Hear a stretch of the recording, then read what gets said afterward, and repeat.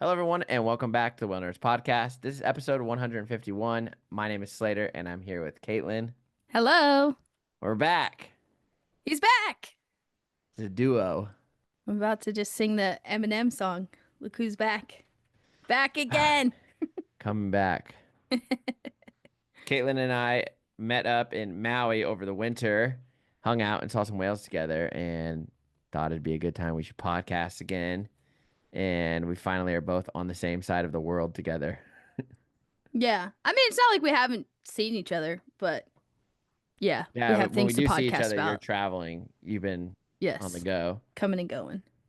doing book things. Yes. Book things. Well, before we talk about Maui, let's go through our normal, episode Is it things. normal? Nothing's normal, dude. We're not living in normal times. Anyways, thanks for listening in abnormal times to the podcast, regardless of how many episodes, for how long, or whatever. We appreciate you listening anywhere and everywhere, especially those of you that share the podcast with others or rate or review the podcast or support us on Patreon, especially. Thank you so much for your support. And yeah, it's 2025. We're posting when we can. We're podcasting when we can. You can always check out what's going on our website, thewhalenerds.com. And you can also watch the video versions of our episodes on YouTube from episode 100 onwards. And I do see some of you watching on there every month. So thank you for that. Or even whale watching when we can. We are. we are even whale watching when we can. It's kind of funny that arguably neither one of us full-time whale watch anymore. No, dude, half the year I'm looking at like bears or something. Yeah, or penguins or Penguins, seals. albatross. I mean, we're sort of birders, actually. We're not. Maybe we should be the Bird Nerds podcast. I wouldn't mind switching up for a bit. I do Actually, see more birds. there is a bird podcast from some birders in Central California. I forget what it's called, but Alvaro Jaramillo is one of the co-hosts. He does those seabirds trips Nice. down to Monterey. Yeah. So, maybe we should just link up with them. That would be cool. I know. I just told a buddy of mine that I was just on the phone with him before this, and I said I'm about to do a podcast, and he's like, "Dude, I want to be on your podcast." And but he looks at birds, and I was like, "What would we talk about?" He's like, "Birds," and I was like, "But he looks at like land birds, like great gray owls and things." And so I Oh, thought that was dang. kinda funny. But Yeah, I'm a birder, but I'm not very good at land birds. yeah, I like land. I like all birds. They're pretty cool. I mean, I tell people on the ship, like, I'm a marine mammal specialist, but I'm a closeted birder. So, I feel like once you I don't know, once you spend so much time whale watching, you're like, okay, like things become common, right? Like the humpback's pretty hmm common. So it's like, hmm well, then a short-tailed albatross pulls up and you're like, whoa, that's new. You know what I mean? hmm So Yep. you get some like birds are a good way to throw some excitement in the mix sometimes. Yes, I agree. Yeah. And birds are cool. Birds do cool stuff too. Wait, did you know that Phalaropes, the female, is the pretty one? What? Yeah, I just learned that on the phone with my friend like 10 minutes ago. Is that true? What? I'm Googling that right now. Yeah, Fowler. I'm pretty sure Phalarope's female breeding plumage, I think, is like the female looks for males to mate with. Yeah, I'm pretty sure that the females are the ones. Oh, yeah, Um, breeding female in this picture, redneck phalarope. She's the one with the red neck. I mean, the yeah, male has a red neck too, but not as extreme. yeah. So I thought that was kind of cool because Whoa. for birds, usually it's the other way around. Yeah, totally. So there you go. Dude, this really is a Bird Nerds They're closely podcast. related to humans. Oh, wow. Science. Anyways, so we both went back to Maui for the first time since the fire. And yeah, Guess what? It was awesome. yeah. And also kind of weird and a little bit Yeah, sad. it was weird. It was sad. It was hard to like it was hard to fathom like driving past Lahaina and all those all like on our way to like towards Kaanapali and you're looking to because you can only be on the top roads, right? Like you can't Mm-hmm. go down towards like the housing unless you're Yeah. local. Mm-hmm. Some of the streets you can kind of go near, but most of them, and it's good to just give them space anyways. But They something that's so crazy is when you're driving and you can see where the fire had literally just like skipped 6 houses and Yeah. just crossed the road, jumped over like a, gas station and then somehow missed like certain things and you're like, "What?" Like Yeah. I don't know what it'd be like. I couldn't imagine being the house. You're like, "Oh, hi, my house stayed and all my neighbors are gone." Yeah. That would also feel really bad. Feel really cruddy. Yeah. It was also like I think it was in my like because I have the privilege to have not had to be there for all of it. I think it was good to wait this long to see it because it wasn't like so horrific looking, which is like kind of messed up to say because like it was horrific, but like I guess I don't know, it wasn't as traumatizing for me to go back and like see it now. Yeah. Um, but it was still like really disorienting. I mean, first of all, it's just like it's in your face, so you're like trying to fathom it again after watching it all happen like on the internet. But also like I drove the old highway, which is like the lower road, and I was like, oh, I'll see if I can like catch a glimpse of the breakwater because like, you can't go down to the harbor right now. So I just see other people's like drone videos of it.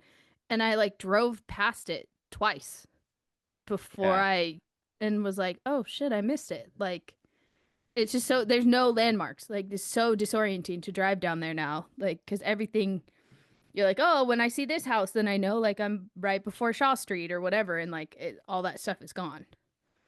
Yeah. It's hard to talk to like Tony from Why Ocean Raft. It's hard to talk. Like I didn't feel like I didn't want to ask them too many questions about it either because I feel like it's like bringing up it's just bringing up something really sad and Yeah. they're just like people are just starting to like rebuild right now.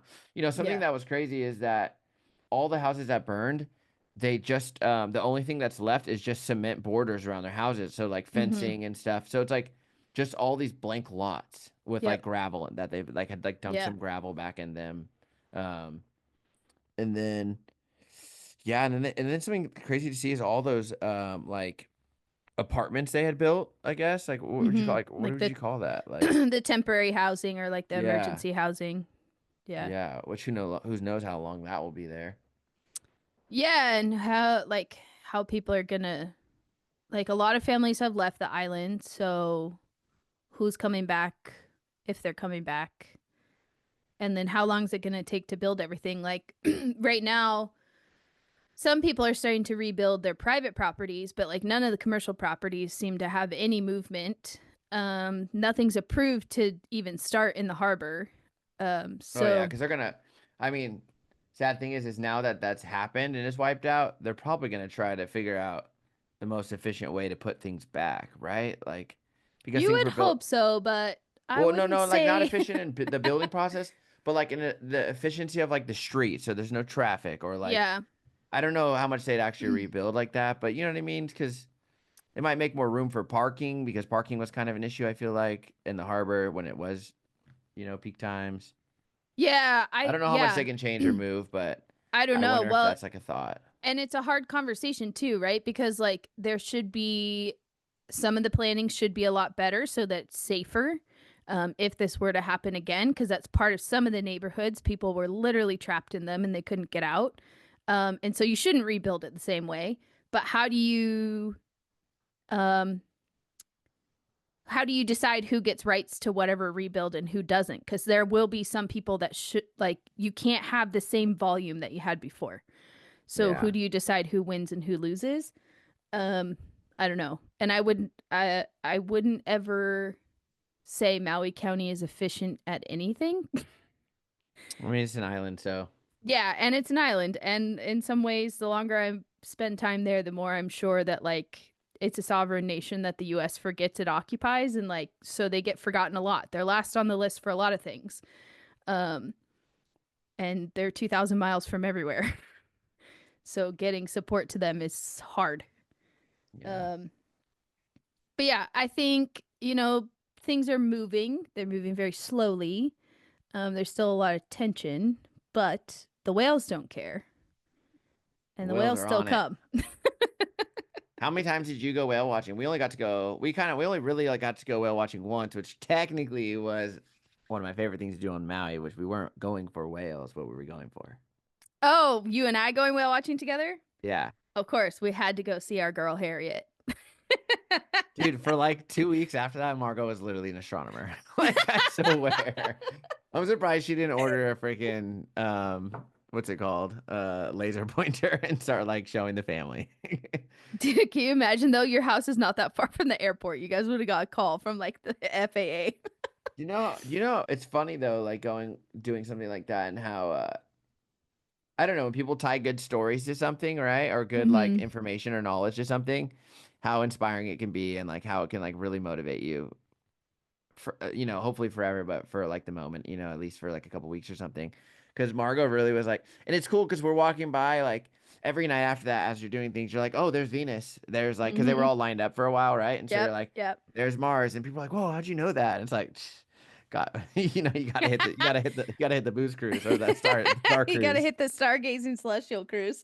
Yeah, Well, yeah, I mean, I think that's something that I really love about that cruise, but also about Harriet is, and she says it like blatantly when she talks about the constellations. She's like, everybody's like, oh, I wish I knew the constellations. She's like, well, there's no one version.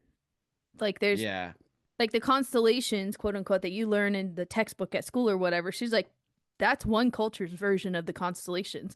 And she's yeah. like, you can make your own constellations. Like, there's It's no pretty much like a rules. language. Yeah. And I love that she like takes the wind out of that because she's just like, it doesn't need to be intimidating. Like, we're just, hey, And man. your North Star isn't someone else's, so Yeah, exactly. We're just like, and I love after I get off that trip every time, I'm like, you know what? We're all just on a rock spinning around in space, man. And the rock, it just keeps spinning, regardless of what else is going on. Like, you have a different perspective. I think hearing that every week for several years was like really good for my brain. yeah. And you know what happened on that cruise at night, which was fun. Oh, yeah, we had tail slapping humpback whale in the I dark. know, like right in the moon glare, right? Yeah, that was Like perfect. I love it when that happens. whales are active at night. Hey, do you think whales breach at night? They do. I mean, that was so cool too, because it really went off. Like, it could have done like one Yeah. tail throw, but it actually sat there upside down and did its tail slapping thing. And Hmm. it was just like, okay, we're looking at stars and we have a humpback slapping his tail. Yeah. And I'm pretty sure I can go downstairs and grab a little sandwich. Can't get much Life's better. pretty good, man. No, I see I'm glad you got to see that because that was some of my favorite memories from driving the skiff. Like even though skiffing in Maalaea like sucks, it sucks to drive 2.5 miles in the dark, often in 40 knots of wind, to go Yeah. pick up the boat or go put it away. But some nights, especially on full moon, you get moments like that where you're like, oh, this is amazing. Yeah, I'll tell you what, the atmosphere just hits like the sky just hits different out there. Yeah. Yeah, having those nice puffy clouds at sunrise and sunset and And then they just yeah. clear away, like, oh, what are the odds? They just clear out, and then now it's like, you know what I mean? Yeah. Like we were No, we we had car pretty good weather the whole time too. Like I definitely remember some years where it just rained and rained and rained and we couldn't snorkel and like yeah, everything was a muddy mess and they we car camped, so which was like the first time we'd done that, which man, highly recommend it. We stayed in Uluwatu, and every night you could watch the humpbacks peck slapping like a quarter mile out, which is amazing, or breach or do whatever. But it was so nice because we could just open up that like zipper and watch the stars over, with the Maui behind us, and it was great. It was so nice. yeah. Um, I think we're gonna car camp like if we go again, which I'm sure we will, hopefully. But if we go back, we'll definitely car camp at least for some of it. It's nice. It's nice to like car camp for a little and then break it up like we did and stay at the resort one night or stay at a hotel one night. Yeah. Yeah, it's definitely becoming a lot more popular option. I saw a lot more vehicles set up for that than there had been in the past. Um, I think some of that is a symptom of there being less accommodations on the west side, but also just like the price point is Oh, I so mean, yeah, it's much. like $1,000 a night in a hotel, so Yeah. or anywhere from 700 to 1,000. Yeah, And it's the lack of all those rental properties. There used to be tons of there were Airbnbs, but I think there's always been rental properties. Like those condos have always been for yeah. rent, I think. Yep. So, Yeah. Yeah, which and was nice if you that's have a group of people, but if you're solo, yeah, it's kind of tricky like I don't know, the way that short-term rentals have been going. It definitely needs to change. So hopefully there will be less of them because it's taking away from places for like people to live, but it's hard to know how the math is going to shake out for everybody. Yeah. So, one thing that was cool about the car camping place is they had kayaks that you could rent, and Margot and Hmm. I went kayaking, and it was pretty awesome because it was like this little mom and baby highway that were just like this.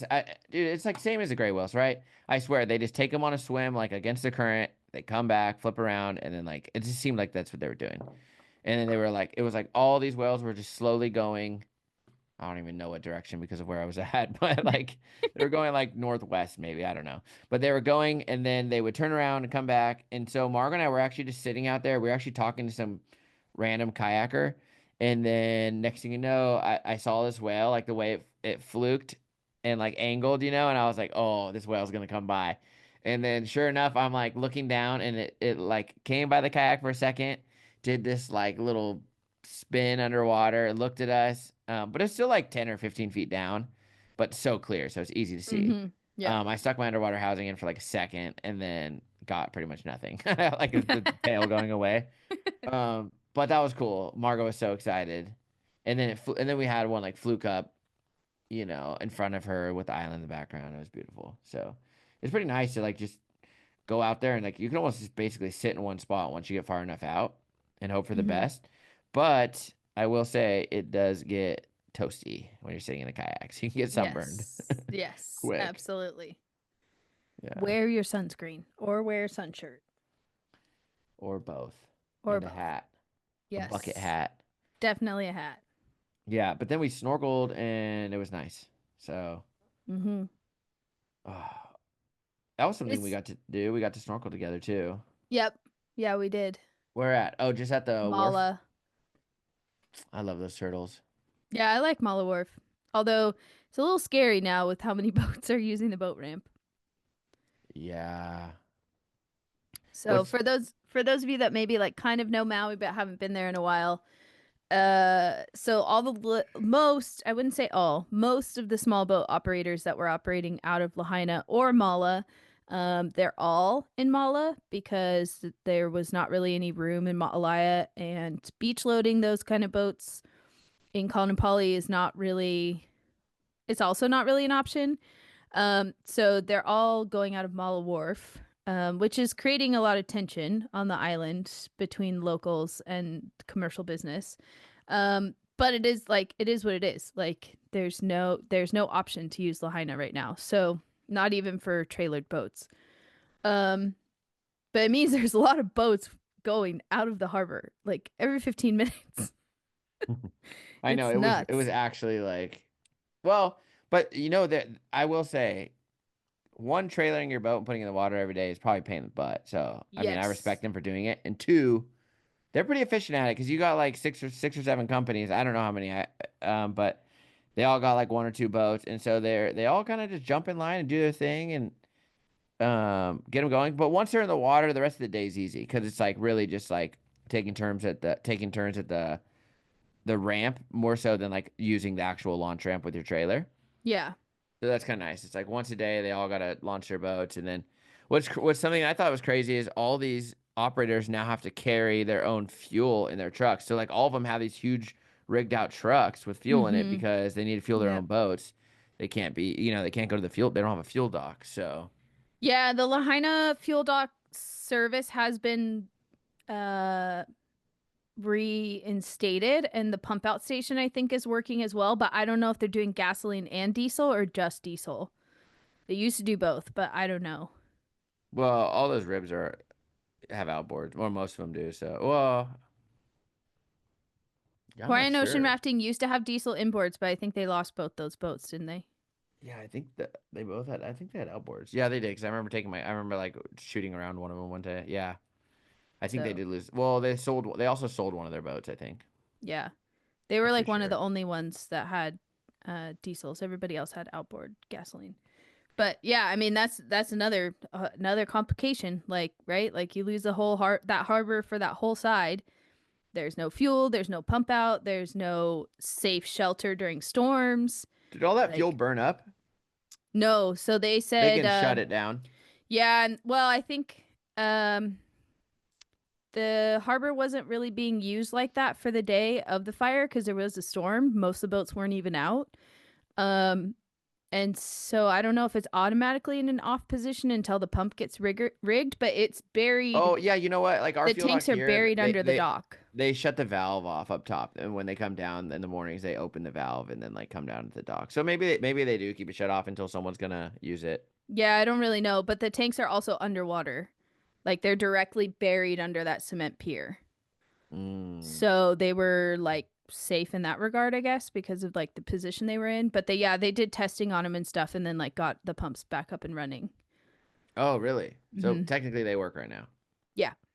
Oh, cool. Yeah, so the big boats that launch out of like Beachload and Conopoli, they can get fuel there Yeah. and they can pump out there. I wonder if that harbor will be like the quickest thing to come back. It's definitely, I think they said like 2 to 5 years or something, but I wonder if it was still will be the quickest just because I don't know. The other stuff might be a lot more. I think it's going to be pretty slow because the other problem with being so remote is if you need a dredge, it takes forever. So Mm, they like lifted everything out of the harbor, like they did an initial cleanup, and they actually had to identify some of the boats just by the engine blocks that were left on the bottom. mm.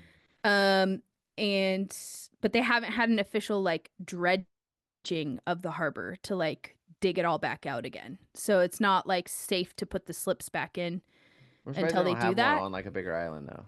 I think there might be one on Oahu, but again, you got to be like on the list, and the Army Corps of Engineers has to be available, and Yeah, it's just like, cost money. yeah. So, I mean, there's harbors in Oregon that haven't been serviced by the Army Corps of Engineers in decades, so they use cranes to get their boats in and out of the harbor. Did you go whale watching on Kauai? Yes. You did? Yes. What? With who? Yeah. So I was looking to see if there was any trips that went over towards Niihau and did the Nepali coast because I've never done either. That's like the really beautiful, beautiful, beautiful. Yeah, big cliffs and yeah, super Yeah. cool. Um, so this company called Holo Holo Charters does like a 6 or 7 hour trip where they go out of the Port Allen or whatever it is, So and they go beautiful. up the Nepali coast, and then they shoot over to Lehua Crater in Niihau, and you snorkel on the backside of Lehua Crater, and then you come back. Is Um, it windy? the day I went, it wasn't too windy, but it was pretty swelly. Oh wait, did you go to the Lahua Crater? Yeah, and we did snorkel, but it was like 3 foot rolling swell. I Mm. actually got seasick in the water. I didn't barf, but I was like, whoa, I don't feel good. That's because it's so clear and you're moving. So you're And like when there's your a lot head's of down, you're current like. and yeah, and then we had like a really small snorkel zone too, so you couldn't like really move around and yeah, it was So is that like a normal day? So it's kind of like the what's it called crater? it's similar in shape to Molokini, but you don't snorkel on the inside, you actually snorkel on the outside. Oh, really? Yeah. So we like snorkeled on like this like big rock wall drop off on the outside. And then I did That's see a kind of monk crazy. seal, There's which two was cool. craters. Well, I mean, they're Oh, volcanoes, dude. I know, but it's like I mean, it's just funny that there's two like pretty shapes pretty similar. Yeah. I mean, same process. They like erupted as a circle and then like the wind eroded away the one One side. side, yeah. Yeah. You saw a monk seal there? Yeah, but it stayed like pretty deep and it like kind of like looked like I was looking at its back and its hind flippers and then it kind of like turned its head and like looked up at me and then just like swam away. The the monk seal that oh yeah, so I saw a monk seal, which you know about, and it made me realize how often people probably swim right over the monk seals and like don't even realize because it was down inside of like a cave. Oh. And I was staring at a school of fish and like I was like thinking about going to swim down to them because they were like looked like they were like spelling something out on the ocean floor. And some lady's like, "Hey, there's a seal right here." And I'm like, "What?" So I turned around and then it came up, just her and I, and it took a bunch of breaths and like did a little like floated in like kind of a circle and then went right back down under the water into like this little cave. Mm. And then So more was it people. just sleeping? Yeah, I was just asleep. And then when it Yeah. came up, it was pretty much asleep too. Yeah. I like barely saw its eyes open. But after seeing where it went down into the little nook, like you're like, oh, probably there like every day. Yeah, probably. And then I think I saw it 2 days in a row actually. And then the second time though, it was actually cruising along the backside of the rocks there at Black Rock, and then it Mm, disappeared. Or then I didn't want to follow it, so I just let it go. But I saw where it went. nice. Podcast. Yeah, But in yeah. Maui, well, we saw that one on the beach during Celestial when we first left, didn't we? Oh You, yeah, yeah, yeah. yeah, yeah. Which I've never noticed one on that beach right there outside of Matalaya, but to be fair, we're usually serving breakfast and like hustling wetsuits and stuff when we first leave. So I guess I don't stare at that beach very often. But um and then I saw another one on the North Shore, Makani. She's a pretty typical one in Paia. She's like 28 years old and she lays on that beach a lot. Yeah, it's the Um one that I always like. I'm supposed to go see because I feel like that's the one. If you want to lock eyes with one on the beach from a yeah. distance, like that's the one to go see. But I've never seen that one. I've always just seen turtles on that side, the ones that come on the shore. Yeah, I went a couple times trying to find it, but I only found it one time. There's always tons of turtles, but yeah, the monk seal was only there once. So, But if you do go to that side, you can go to the Paia. No wait, what yeah, is that Paia market Fish called? Market's over there. No, I don't think that's what it's called though. Which one are you Shoot, thinking of? Paia Market. It's like no, not Paia Fish Market. That's the restaurant. I'm talking about this little market on the left side that sells like papayas and shoot. Oh, Oh, like the little farm stand one? kind of. Wait, I think it is this Kua store. I think this is it. Yeah, there's like a bunch of surfboards out front. It's a Mm-hmm. little store, but they have like poke and like but they have like acai bowls and things and stuff like that. It's really good. It's a really good place to stop. I don't know how to say this word, sorry. Well, I can't say it, so KUAU store. Kuau. Yeah. I don't know. Kuau. I don't know. I don't Stop know. there. Oh, stop there on your way to do the what's it called? What road did I do? Road to Hana. Yeah, I'm not a big fan, I'll be honest. It's like just too much. It is long and windy, and it takes all day. And Yeah, it was too much. It was too much. It was pretty. I mean, like you as you're going, you're like, "Whoa, am I really like up here looking at this? Like yeah, it's beautiful, but so pretty. you're also like some people like live there, so they're like trying to get home, Yeah, or to they drive work. pretty fast. And then when I got up there, like that black sand beach was really cool. Yep. You know what I'm talking about? And they're like, Yeah. Why what is that? Napa Napa? Yeah, that was cool. But then like when I got there, it's like it's not a great place to like snorkel or anything. No. So I'm kind of like, give me back to Lahaina area. You know what I mean? Like, give me back to that side. Yeah, it's more of a place to like go and kind of like escape the crowdedness of the rest of the island. And the island that was also part of why it was so weird for me at least is that I couldn't get a handle on how many people were actually on the island because it felt like a lot, but then you have to remember that They're like pushed to certain areas, you mean? yeah, there's nowhere to stay other than Kaanapali and Napili.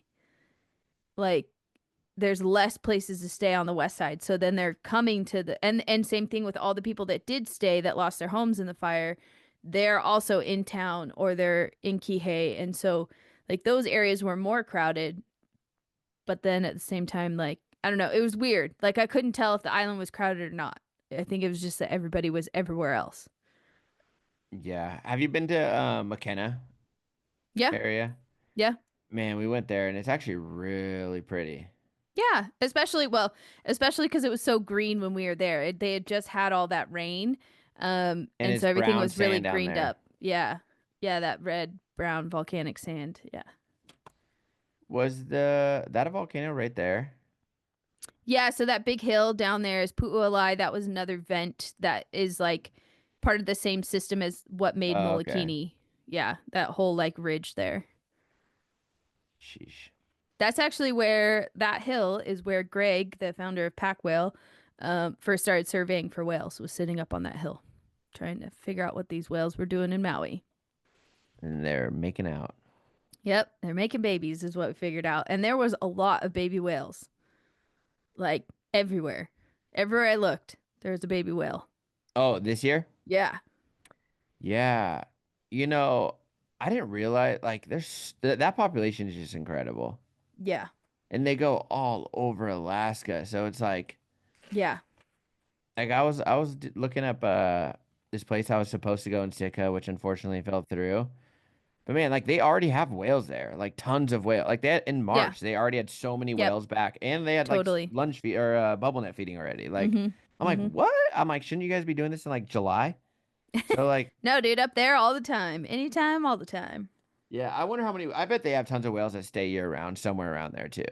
Well, yeah, I think Southeast Alaska and the Salish Sea and like Monterey, those are all places where it's like it's pretty mild and there's food all the time. So they do stay, I think. Yeah, because we have whales all the time. I think there's been a humpback every month of the year. So Yeah, I mean, you remember, I don't know, 4 years ago we had Sarah and Jeff on the podcast and they were like, it's January and we still have humpbacks that seem to have never left. yep, So becoming a more common occurrence, I bet, over the years. yeah, and I think some of that is a symptom of maybe they're not finding enough food some years. So they're staying, They're still hungry, yeah, they're choosing not to migrate, but also some of it is that the population is bigger. increasing. Um, and I think some of it is like more complicated than we realize that they're like trickling down and they're trickling back up.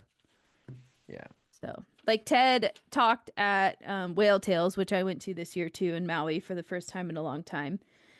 I think I And was one day short of going. I know. Um, he said that there's 13,526 individuals in Happy Whale for that use the Hawaiian Islands for breeding.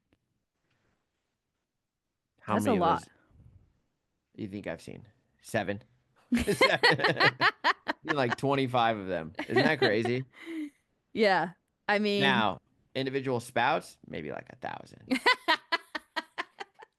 You well, know, this year my struggle was like I had so many moms and calves and I would get the calves fluke, which I feel like is harder, and then the mom would never fluke. I'm like, cool. yeah. So I can't really even put this in Happy Whale. I mean, I can, but How it's many and how not many as whales good. go to the midway? It's like how many whales don't come, you know what I mean, aren't even Right. going to the like main Well, spot, yes. right? So I put in my sightings from Kauai, which were right off the coast of Niihau, and one of them matched the Aleutians, the other one didn't match.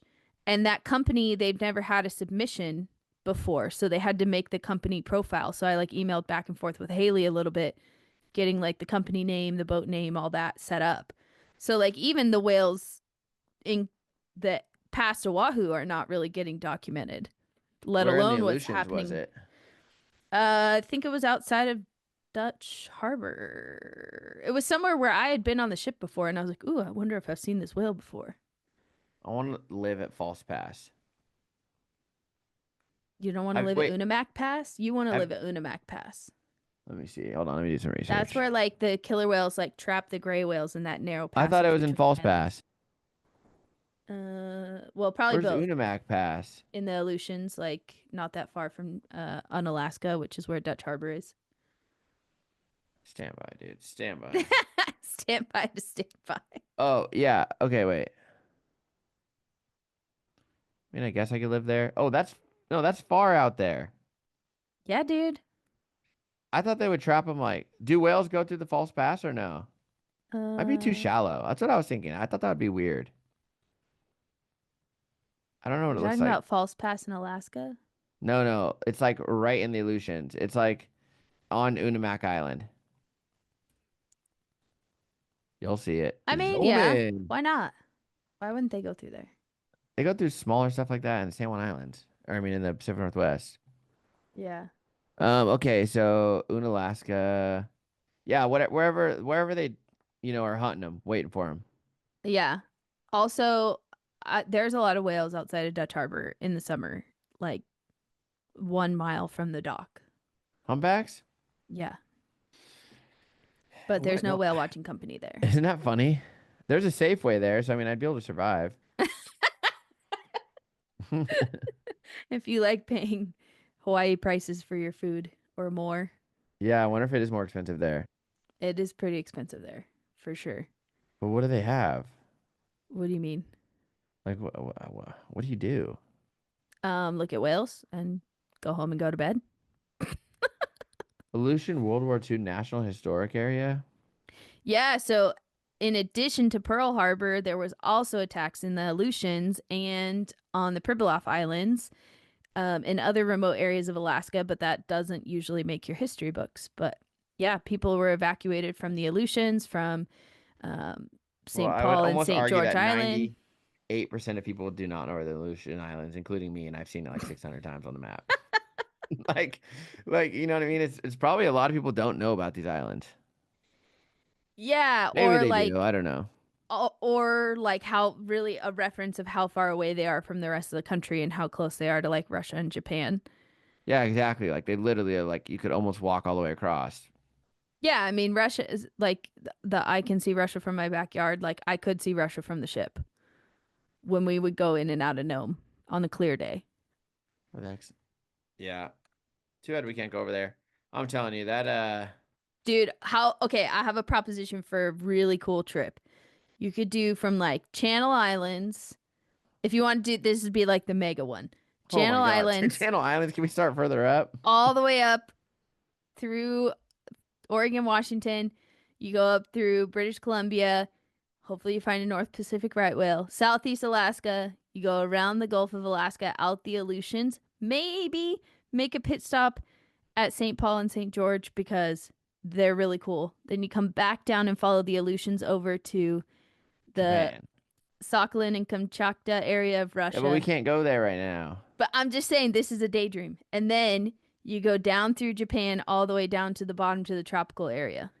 Dude, how So cool you would that start be? freezing and you end warm. You start warm and you end warm. Yeah. You're I mean, starting in the Channel Islands. guess it's decently warm. Dude, that would be so cool. There's so many whales out in the Well, I mean, Aleutians. like, dude, up in the Chukchi Sea, all that place up above Russia, like, you can't even go there, and I'm sure there's just so many whales. I also I want to have go a to feeling there's a lot more killer Wrangel whales Island. than we know too. Oh yeah, there's lots of killer whales up there. I think in Russia, like in the Russia and Japan, like that whole thing, that whole area up there, I think there's so many killer whales that they're probably being Well, they still captured, and yeah, they who still capture knows, them there, so there must be enough to like they still have an sustain that. industry for it. Yeah. Yeah. So, and like that's where there's like, where's that place where the people like kayak with the bowhead whales or like Oh paddleboard? yeah, that's off Sakhalin Island, I think. Yeah. I mean, I'm down for that. You want to paddleboard with a bowhead whale? I would. I'd be like, dude, pretend I'm ice and hit the bottom of my paddleboard. Dude, but they can punch through ice like 3 feet thick. You don't want them to punch you off the paddleboard. Yeah, I know. Okay, so anyway, so that's my daydream trip. I'm just telling you my thoughts on it. Um, but yeah, I know we can't go to all those cool places because we can't go to Russia. You never know. I mean, someday I could make it big and just buy a ship and just set sail. Still, you'd have to have permission to be in Russian waters. Like, I don't think that's gonna work. Do you though? Dude, you can't like enter their waters. There's no way. No, Like, there's dude. I no mean, way. even You we can did barely even this. go into Canada. That's you true. you think When you're like in, Russia's gonna yeah, be yeah. Like, oh, I'm just looking at whales. Don't mind me. They're like, oh, yeah. this whale? No, no, no, no, no. This whale swam into the Canada side. You have to leave. Yeah. Um, yeah. So like when we would cross the date line, so like the long range cruises that would go to Nome, we would go on the west side of St. Lawrence Island, which is still U.S. territory, but I feel like we were definitely on somebody's screen at the Russian military. Hmm. Like they're like, well, this ship is getting close. Like they better stay on their side. That's funny. I mean, it's Norwegian flagged, but it's running an Alaska cruise, you know. Do you I've asked you this before, but you like you like doing the Antarctica stuff better. Uh, I mean, Alaska was pretty incredible, but if it's Arctic versus Antarctic, like true Arctic, I prefer the Antarctic. Okay. When you see a whale and they keep going by, do you cry in your room or what? When the ship keeps going, Yeah. I mean, depends. Depends on Sometimes. what whale. If it's a humpback, you're like, Or like what we're doing. Like sometimes, you really just can't stop. But other times when you're like, "Oh, we have 10 minutes though." yeah. That's the only thing about the big ships that scare me is like, I mean, those ships are made for adventure, so they kind of like they stop and give you the time to kayak or do this or that, right? But like a cruise ship, it's like they're like, okay, you get 3 hours on land, go to a gift shop, and then come back. You know what I mean? I don't know. Some of them are probably Yeah. longer, but Well, and it kind of depends. Like part of why I really like Ocean Wide, and the ships that are 100 passengers or less is that we have a little more flexibility in our schedule because like you're restricted to only taking 100 people ashore at a time. So if you have to try and do a bunch of landing groups, then you don't have any time for anything extra. You have yeah, to because get to like where you're A group, going. B group, C group, it's Yeah, like burning through. exactly. But when Whereas, you're in those ships that are more intimate, it's like you get more time on land. yeah, that way if something like really crazy is happening and the expedition leader's like, we have a loose plan for the afternoon anyway, then we could be like, yeah, let's go look at this. Like we Do you have see half an like hour. Lindblad down there Yeah. or Cork? Do you see Mm-hmm. those ships? Yeah. Dude, you see every ship now. It's like as much as they want to maintain like a wilderness setting, like there's so many ships. There's like over 80 ships down there this last year, Yeah. which is a bit gnarly. Like I don't really know like I what know. I forget what who the was saying it, future's but gonna be. someone told me they used to go and never see a ship, and then now it's Yeah. like tons I of mean, ships. at the beginning and the end of the season, you still get that. Like people are more spread out, especially at the end of the season when there's less ice. Just like Ships are here. going further south or further around to the Weddell Sea. So they're more spread out. But yeah, it's like you see a ship, you see more than one ship every day. Yeah, it's And this funny year how too, there was a lot of fishing boats, which was also tough for like what? Krill? for krill. Yep. Well, guess what? Might have You're a to krill hire me. They fisherman? might have to hire me, dude. I caught a krill today. I caught one krill with my hand in the water. I can't believe it. I literally was like, I was like jokingly like stuck my hand in the water to grab one, and it actually just like swam in my hand, and I lifted it up, and I was like, oh. And then it flopped off my hand, landed on my deck. Then I had to pick it up again. But I put it back in, and he swam. Oh, good. He didn't That krill mishandle that I him. caught could have literally been eaten by now. You never know. Honestly, probably a bird picked it off. True. Yeah, I guess the phalarope are eating the krill, right? Like, Yeah. Are you having so a lot of phalaropes? there was a lot of phalaropes. Nice. Um, yeah. Well, let's wrap up this Maui situation. Because we tend to wander.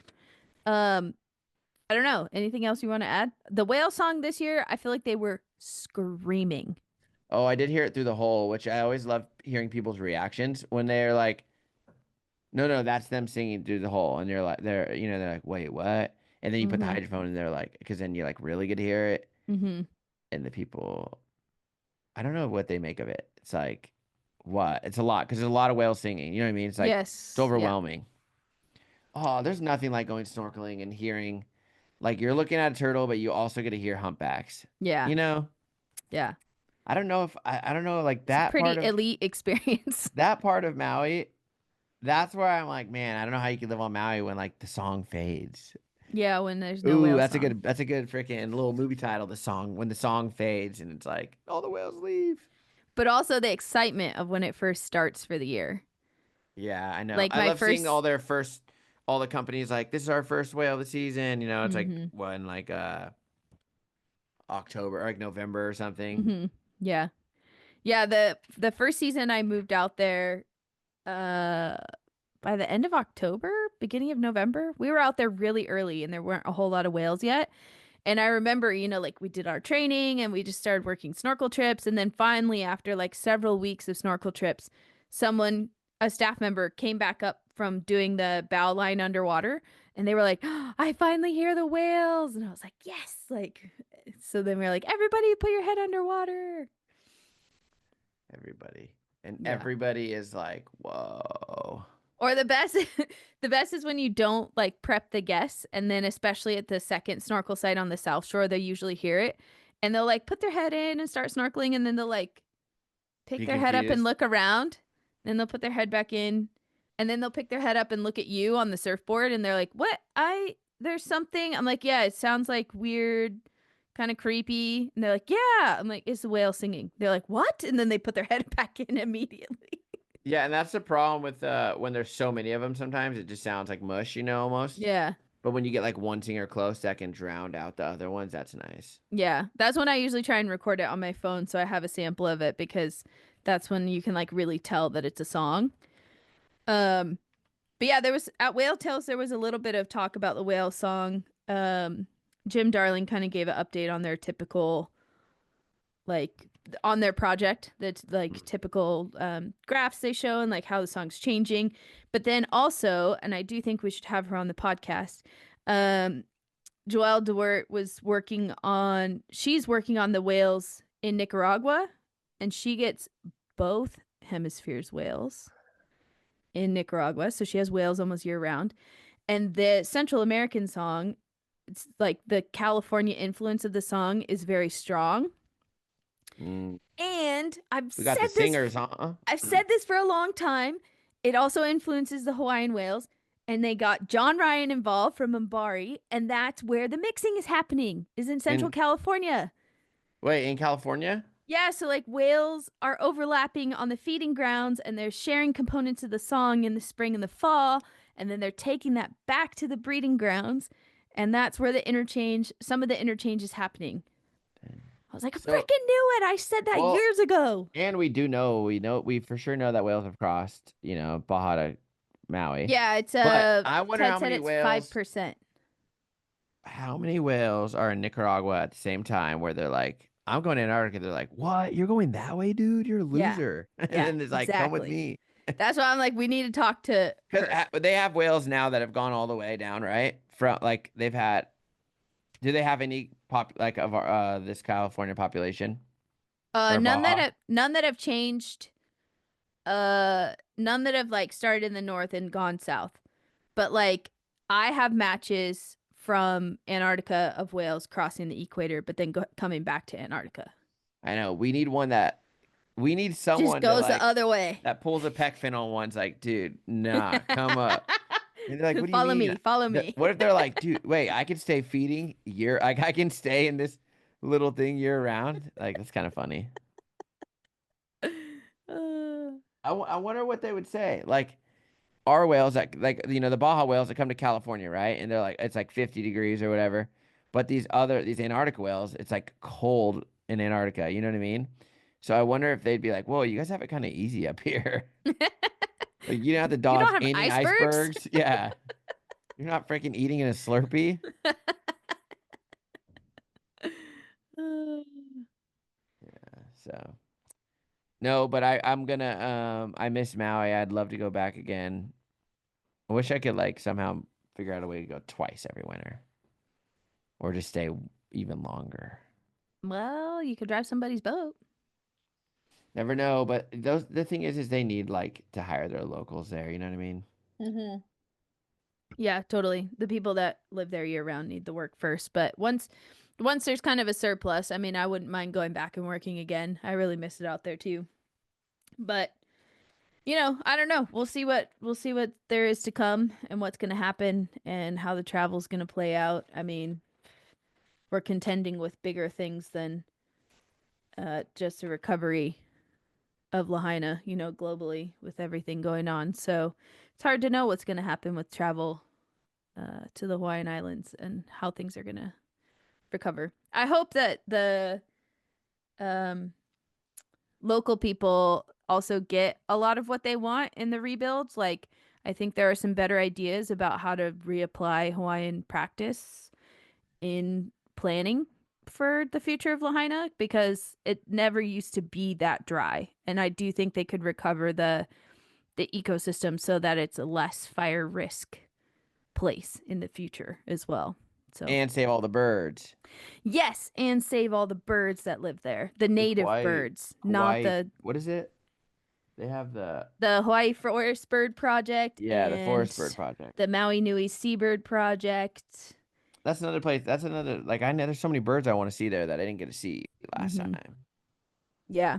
Someday I'll see them. I'm so excited they put out a update about the crows. I didn't see any when I was there, but they did release the Hawaiian crow and they're really successful. They're all doing really well. So, Wait, what? yeah, they've had a captive Where were breeding they at? program up in Haleakala. Where did they have any wild ones anymore? No, so like the California condor, they ended up taking pretty much all of them into captivity. And they have a breeding program on the Big Island. So they brought some over to Maui and they like, just like they do with the condors, they put them in like a caged, like a flight pen area. And then they let them go out into the wild. And then And they start do eating still, poke bowls or what? they do feed them at the flight pen area so that they'll still come back there. Um, but yeah, they're Oh, out okay. doing their thing in the forest, eating bugs and, you know, doing what they're supposed to do. That's pretty cool. Yeah. They look pretty similar to like our Yeah. crows. Their call is pretty different, but yeah, I mean, they look like a crow or a Oh, raven. is it different? The call A little bit, yeah. got a The little Hawaii twang. I think Birds Not Mosquitoes maybe posted a video with the audio. It's pretty cool. Oh, well, they help with eating mosquitoes too. I don't know, but they See, definitely they need eat to let go. Like insects. they need to like let some phoebes out there. Well, they we don't need any more invasive birds. But Yeah, I feel like a phoebe is they're invasive, huh? they're doing the distribution of the infertile males now. Um Yeah, that's crazy, so right? That they're putting those mosquitoes that can't reproduce. reproduce, and so Yeah. then they're just out. Like, who brought the mosquitoes? They tried blaming someone. I think they literally They blamed like an actual ship. Well, they hitchhiked on like merchant vessels that would come. Yeah. When 1800s. Before that, I think more like 1700s. Dang. Yeah. And you know what else? I need to do a little more research on it, but there used to be albatross nesting on more of the islands even before Polynesians came. But since they're a Yeah, is ground there not nester, any albatross on Maui? somebody tried to tell me that there was one last year like nesting and I was like, "Are you sure though?" It's I just feel kind like of that would have weird that been they big skipped that news. island, though. You know what I mean? Well, I kind of see why though, because there's such a lee, like between the four islands, there's not a ton of wind. So I can see how it's not super appealing to an albatross to come in on the inside to Maui because it's hard for them to get on and off the island. They need to be out on the exposed, like windy coast. So on the windy side, like they're probably used to be nests, but you Yeah. know, they're a ground nester, so they're really susceptible to predators. I mean, they Yeah, didn't dude. evolve with I a just am predator. looking at this photo of freaking murderous mice. Is Yeah. Yeah, that because real? they won't leave the egg, so the mice will just like peck on the albatross while it's on the nest. Dang. Yeah. They don't have very easy. No. No, they do I'm so not. glad you got to see them. I can't believe you saw them in like the neighborhood. Yeah. Oh my God. I've never wanted to own a house before, but now I want to own a house that has an albatross nest in the front yard. It's so cool. It's so wild to like see these You're like huge. every year you're like waiting with your rope so you can fence one off. You're Yeah. like, You're come like, this on. is my baby. That's funny. Yeah, in Princeville, it's so cool. You have Like a you can flag. just It's like Albatross Landing Yeah. Zone. Dude, You I make a had little. one land right in front of me on the street. It was crazy. I thought it was gonna hit I'm me. surprised it didn't hurt their little freaking feet. Well, they have a pretty nice like kind of like hot top asphalt in that neighborhood in Princeville. So Yeah. like even though he like skidded pretty hard, like he didn't rough up his feet and he thank God he didn't fall.